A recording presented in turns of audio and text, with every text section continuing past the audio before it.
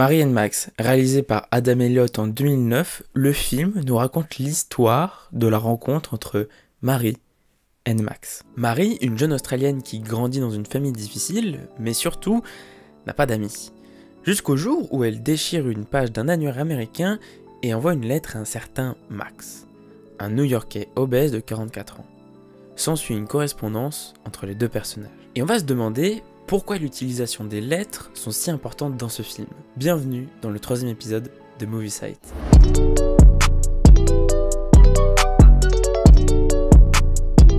Alors dit comme ça, c'est pas vendeur. Voir deux personnes tenir une correspondance, j'avoue, c'est pas le sujet le plus palpitant de la planète. Mais justement, cette correspondance va faire la force du film.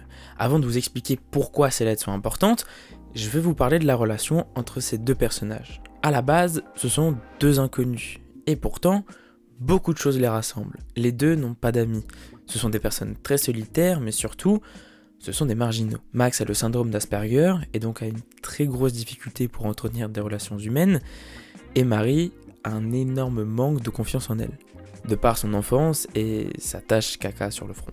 Donc les deux personnages sont dans de bonnes conditions pour développer une amitié en étant à distance. Max n'a pas interprété des communications non verbales et Marie n'a pas à se montrer. Maintenant que tout le monde peut parler tranquillement, je vais vous expliquer pourquoi l'utilisation de ces lettres est si intéressante. Je vais le structurer en 3 points. L'intrigue, le développement de personnages et le point de vue. Commençons par l'intrigue. J'en parle depuis le début, mais elles sont le squelette du film. C'est ce qui fait que l'intrigue démarre et qu'elle continue. Mais surtout, ces lettres sont présentes tout le long du film et sans que l'on ne s'en rende compte.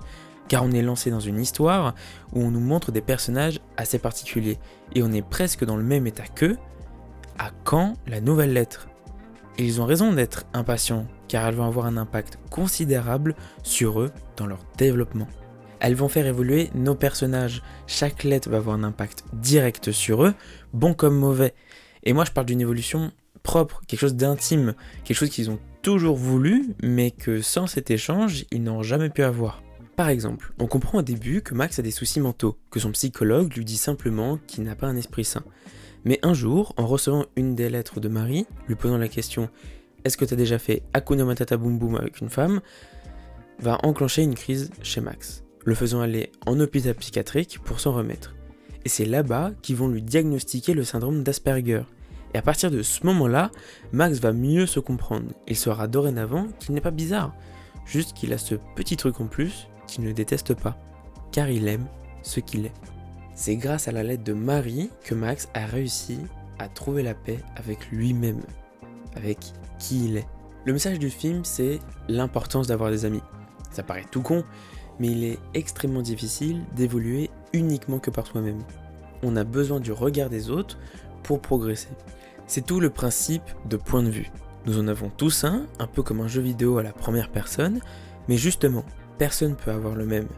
Il est donc nécessaire de demander à quelqu'un ce que lui voit. Ce que nous montre magnifiquement bien le film dans les échanges de Marie et de Max. Si vous vous trouvez chelou, demandez à votre voisin, peut-être qu'il va plutôt vous voir comme quelqu'un d'incroyable. Donc pour conclure, Marie et Max utilisent intelligemment les lettres, que ce soit pour ses persos, son histoire, mais surtout son message. Alors si vous souhaitez évoluer, demandez à vos amis ce qu'ils pensent de vous.